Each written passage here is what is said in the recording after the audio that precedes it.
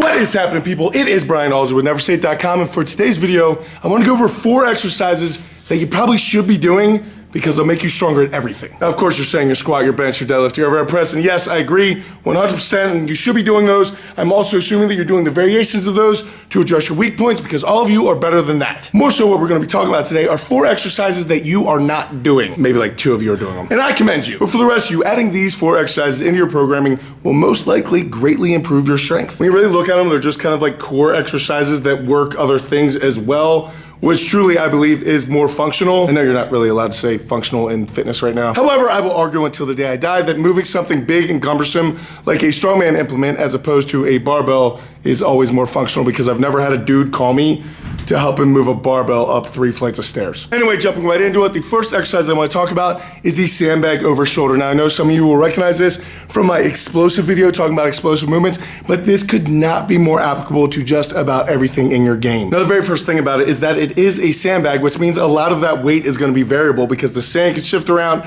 there are no handles, a lot of things hit you on the sandbag that you would not expect. Something like your grip. Now, I know when you think sandbag, that's not typically where your mind goes. However, when you need to cup your hands like this and hold on to something for a long amount of time, your grip gets smoked. Also, your lungs, your calves, your posterior chain, carrying things out front. There are so many good benefits to doing sandbag training. I could talk about that for an entire video. However, in this example, we're mainly using it because it builds up your hips. Now, in lifting, hips and butt are synonymous. And if your hips are more explosive, typically you are a stronger and better athlete. Doing this exercise is going to teach you to actually extend your body. You're doing everything from your ankles, your knees, your hips. Everything extends on this. Full power output. You get the deadlift from it off the ground. You have to lap it. Full belly breath. It is so good for sports where you have to deal with another human body. Things like fighting, grappling, American football, rugby, anything like that where you're manipulating another person that is variable. Sandbag stuff is amazing, and I like this so much, especially for the hip strength and of course the core oblique type of strength. Now, as far as weight goes, you want to keep these at least around your body weight. If you can go heavier, go heavier. The only thing I will say is do not grind these reps out. You want these to be explosive, okay? So if you can't do your body weight explosively, drop the weight down. What I will also say though is if you are a grown man and you're doing like 100 pounds, then you probably need to step up the game, dude. Which brings us to our second exercise, which is the single arm farmer's walk. Now, if you've been a fan of the channel for any amount of time, you will know how much I absolutely love the farmer's walk. It's one of my top 5 exercises of all time. I cannot tell you how many great things the farmer walk does for your program. If they are not part of it, they absolutely should be. However, for a special level of suck, you just drop on those handles so your body needs to deal with things a little bit differently. Now, when we're talking about weight here, you need to get kind of serious, guys. I would be looking at least your body weight in that hand. If you're a dude walking around with a 40-pound dumbbell talking about how hard it is, you and I have different definitions of hard. But that's gonna be your grip, your traps, your calves, your abs, your everything, right? If you really want to know about the farmer's walk, check out my other videos about it. What I will say about the single arm version is that since you are off balance and you're constantly walking, I'm sure all of you experience this sometime in your life where you are off balance because one arm is full of heavy stuff and the other one is open.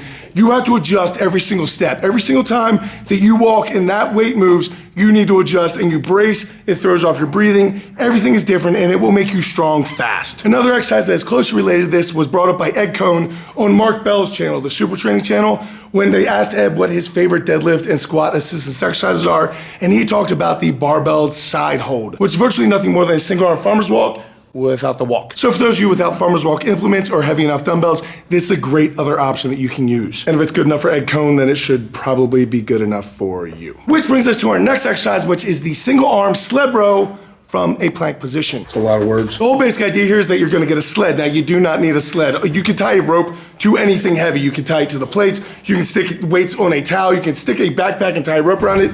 You can figure this out, guys. Just find something heavy and tie a rope to it. From there, you get down in plank position. You breathe and brace the same exact way that you would on a deadlift or a squat. Then you use one arm to start rowing it towards you. Now, the very first thing that you're gonna realize is that this is a lot harder than it looked. So for that reason, you're probably gonna twist and contort and do a lot of dumb things that you're not supposed to do trying to get that thing moving. But I would highly encourage you not to do that because the whole idea here is to hold your breathing and your brace just like the squat or the deadlift. So when you're pulling, I want you to focus on kind of pulling your elbow down towards your hip. Like you're flexing your obliques. So you're kind of doing this motion. Kind of makes me feel like a bodybuilder. Hey, Nick, does this make me look like a bodybuilder? Makes you look like a... Which brings me to our next exercise. But luckily for you, this is like a 2-in-1 exercise because if you just turn to the side, now you can get a completely different stimulus from this same exact exercise. So before, when you were facing the sled pulling it towards you, now it is literally going to be perpendicular to you, so you're going to reach under your body. Now never ever disengage your shoulder. That is a terrible thing to do. However, on this movement, I do want you to get a good stretch on your lat and then pull it all the way through while twisting your body. Hold that good breathing embrace. It is almost like an oblique exercise, and even if you wanted to go light, you could pull all the way through and almost do like a rear delt type of exercise. However, I do think you'll get a lot more benefit if you keep it heavy and you just focus mainly on your core getting strong. And the final exercise is going to be the step up. Yeah, the step up. But Brian, I do step ups. Look, what most people consider step ups is nothing more than them grabbing weights and then trying to swing them to get enough momentum to kind of magic their way up there. That is the opposite that you want to do. For this reason, I do not like doing step-ups or lunges with dumbbells. The reason why is because with dumbbells, you can swing your arms, and if you can swing your arms, you will cheat. If you're doing a step-up with dumbbells in your hands and the weight is a little bit too hard, you will naturally swing them a little bit forward to get that momentum to magic yourself up there. Now, if you do end up doing this, I at least like you doing it better with a barbell, because then you get a good morning surprise to kind of wake you up and punish you for doing it. When you guys are doing a step-up, what I would rather see you do is get right up on the step, put one leg up, and then brace and breathe exact same way that you are going to on a squat or deadlift, and then drive with one leg, almost like a Bulgarian split squat. You really need to focus on isolating everything to that one single leg. The other leg is just there for balance, and you're trying to get as little amount of upper body movement as possible. Doing these, especially for high reps, is absolutely terrible, but will do a ton to up everything in your lower body game. As an added bonus, if you are part of a well-stocked gym and you've had access to an SSB, try doing these hands-free. So instead of your hands grabbing anywhere on the bar, I want you to place them right on top of your brace. This, number one, going to keep your mind exactly where it should be, and number two is going to create a whole lot of instability that you were not expecting. You combine that plus cutting out any momentum, and you have a completely different exercise